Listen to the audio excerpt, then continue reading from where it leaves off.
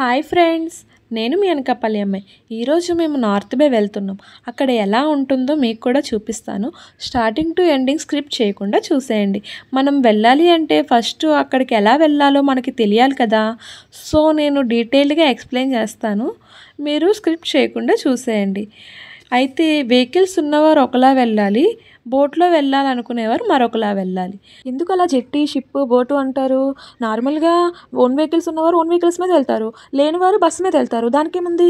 మీరు సెపరేట్గా చెప్పాలా? జెట్టీకి వెళ్ళాలి, బోట్ మీద వెళ్ళాలి, ఇక్కడికి వెళ్ళాలి, అలా వెళ్ళాలి అనుకుంటారేమో.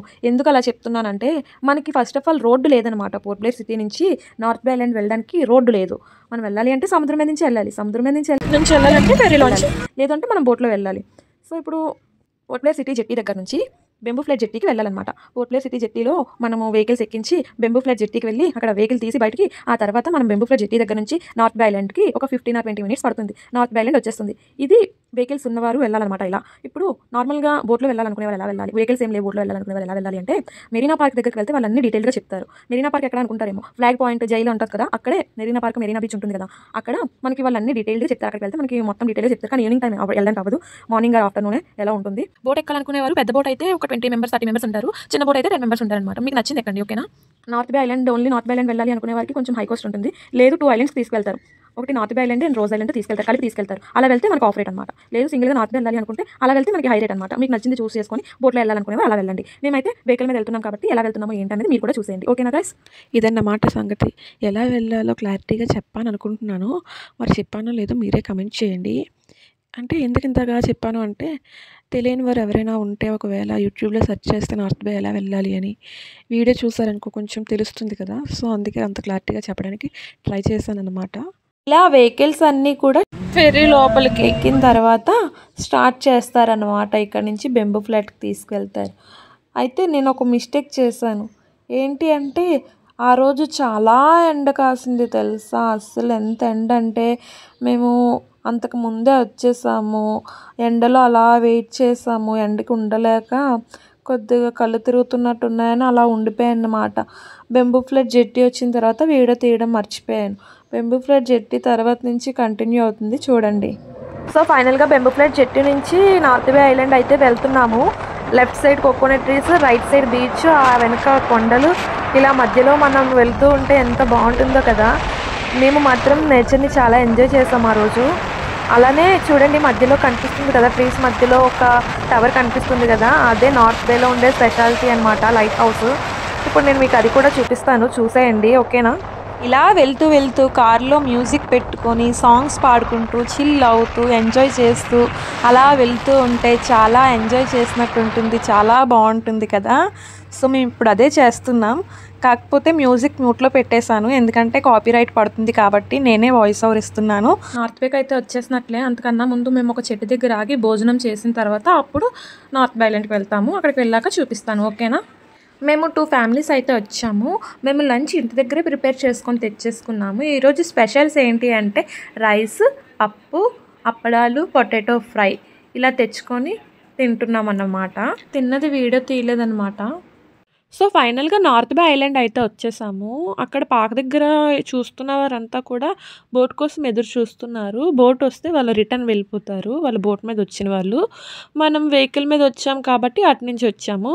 ఫస్ట్ మనం ఇలా బీచ్ అంతా చూసిన తర్వాత నార్త్ పాయింట్ లైట్ హౌస్ దగ్గరికి వెళ్తాము. నేను ఇందాక రోడ్ వేలో వస్తున్నప్పుడు చెట్ల మధ్యలో రెడ్ అండ్ వైట్ కలర్లో లైట్ హౌస్ చూపించాను కదా, సో అక్కడికే వెళ్తున్నాం అన్నమాట. ఇప్పుడు చూసారా, లైట్ హౌస్ దగ్గరికి వెళ్ళడానికి మనకి 265 meters డిస్టెన్స్ ఉంటుంది.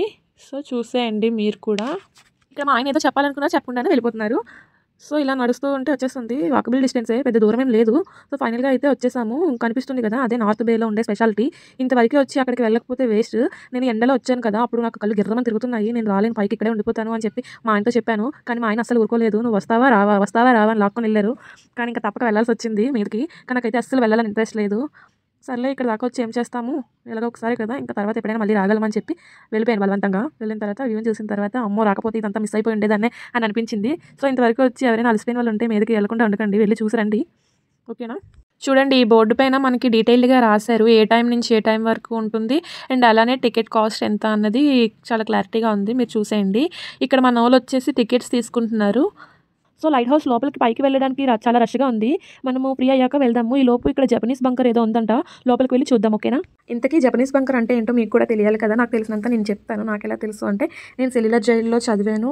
అండ్ అలానే రోజ్ ఐలాండ్‌లో గైడెన్స్ చెప్తుంటే విన్నాననమాట. అలా నాకు తెలిసినంత నేను గుర్తున్నంత నేను చెప్తాను. ఆ తర్వాత మరి ఇంకా నాకు సంబంధం లేదు. ప్రస్తుతానికి వీళ్ళకి గైడెన్స్ నేనే కాబట్టి అలా చెప్పుకుంటూ వెళ్ళిపోతాననమాట. సో, అండమాన్ నికోబార్ దీవుల్లోని పోర్ట్ బ్లేర్‌లో ఉన్న జపనీస్ బంకర్‌లనేవి రెండో ప్రపంచ యుద్ధ సమయంలోనంట జపాన్ సైన్యం ఇక్కడికొచ్చి నిర్మించబడ్డారంట. అలా 1942 నుంచి 1945 వరకు కూడా ఇక్కడ కట్టారంట. అది సెల్యులర్ జైలు నుంచి ఇటుకలు కూడా తెచ్చుకొని యూజ్ చేసుకునేవారంట. సెల్యులర్ జైలు ఇటుకలు ఉంటాయి కదా! అవి తెచ్చుకొని కూడా యూజ్ చేసుకునేవారంట. అలానే ఈ జపనీస్ బంకర్లు అనేది ఒక ముఖ్యమైన ప్లేస్‌గా కూడా భావిస్తారు. సో, నాకు ఈ బంకర్ గురించి అయితే నాకు ఇదే తెలుసు. నెక్స్ట్ లైట్ హౌస్ దగ్గరికి వెళ్ళిపోదాం ఇప్పుడు. ఈ లైట్ హౌస్ ముందు ఇలా చిన్నపిల్లలు ఆడుకోవడానికి అక్కడ కూర్చోవడానికి బల్లలు, నెక్స్ట్ అలానే అలా ముందుకెళ్తే బీచ్ కనిపిస్తుంది. అలా ఈ ముందంతా ఇలా ఉంటుందన్నమాట. ఇప్పుడు పైకి ఎక్కిన వారు ఉంటారు కదా! వాళ్ళు కిందకి దిగొచ్చినంత వరకు మనం అలా వెయిట్ చేయాలి. చూడండి ఒకసారి నేను క్లారిటీగా చూపిస్తాను. కింద నుంచి పై వరకి. పైన కనిపిస్తుంది కదా! ఇప్పుడు మనం అక్కడికే వెళ్ళాలన్నమాట. సో, స్టార్ట్ అవుదాం. ఈ north Bay island light house అనేది 1969లో నిర్మించబడింది. సో, చూడండి స్టెప్స్ నుంచి వెళ్ళడమే.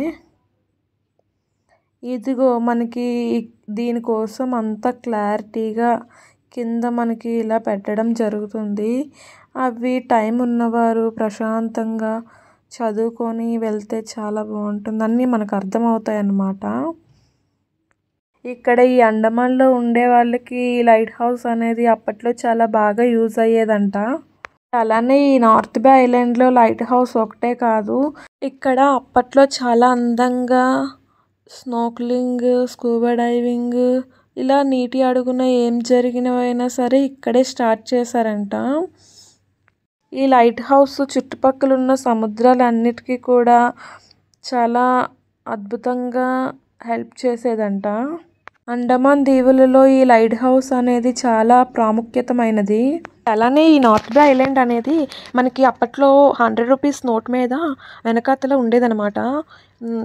కోకోనట్ ట్రీస్తోని ఉంటుంది కదా! అది నార్త్ బే ఐలాండ్‌దే అనమాట. ప్రస్తుతానికి 20 రూపీస్ నోట్ మీద ఉన్నదని విన్నాను. సో, అది నాకు క్లారిటీగా తెలీదు. ఒకసారి చెక్ చేసుకోండి. ఇదన్నమాట ఈ నార్త్ బే ఐలాండ్ కోసం ఇంతకన్నా నేనేం చెప్పలేను. సో, ఎక్స్పీరియన్స్ అయితే చాలా బాగుంది. మనము చూడండి షిప్‌లోంచి చూసిన పోర్ట్ బ్లేర్ దగ్గర నుంచి చూసిన చాలా అందంగా కనిపిస్తుంది కదా! ఈ అందమైన ప్లేస్‌కి మేమైతే విజిట్ చేసేసాము. సో, ఫైనల్‌గా కింద నుంచి పైకైతే ఎక్కేసాము.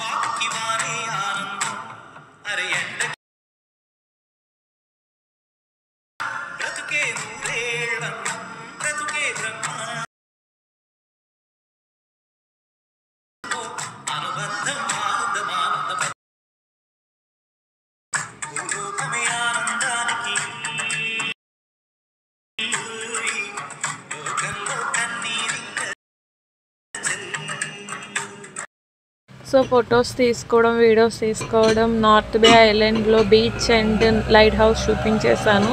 ఇప్పుడు మనమైతే రిటర్న్ అవుతున్నాం. బెంబుఫ్లట్ జెట్టి దగ్గర అయితే ఉన్నాము. ఫెర్రీలో ఉన్న వెహికల్స్ అన్నీ బయటకు వస్తున్నాయి. ఇప్పుడు మన వెహికల్ ఫెర్రీలోకి వెళ్తుంది. ఇప్పుడు ఇక్కడ నుంచి మనం పోర్ట్ ప్లేర్ సిటీ జెట్టీకి అయితే బయలుదేరుతున్నాము. ఇంకో ఫ్యూ మినిట్స్లో మొత్తం వెహికల్స్ అన్నీ వచ్చిన తర్వాత మనము పోర్ట్ ప్లేర్ సిటీ జెట్టీకి అయితే వెళ్తాము. సో ఫైనల్గా పోర్ట్ ప్లేర్ సిటీ జెట్టీకి అయితే వచ్చేసాము. సక్సెస్ఫుల్లీ ట్రిప్ అయితే కంప్లీట్ అయిపోయింది. ఎండలో వెళ్ళాం కదా, చాలా టైర్డ్ అయిపోయాము. ఇంటికి వెళ్ళి నీట్గా పడుకుని పోవాలి, లేదు అంటే పిచ్చి వచ్చేస్తుంది. చాలా చిరాకుగా ఉంది. సో ఇంతటితో నా వ్లాగ్ అయితే కంప్లీట్ అయింది. నా వ్లాగ్ కనుక మీకు నచ్చినట్లయితే ఏం చేయాలో తెలుసు కదా, లైక్ చేయండి, షేర్ చేయండి, కమెంట్ చేయండి, సబ్స్క్రైబ్ చేసుకోవడం మాత్రం మర్చిపోకూడదు. ఓకేనా? Thank you guys, thank you for all my YouTube family members.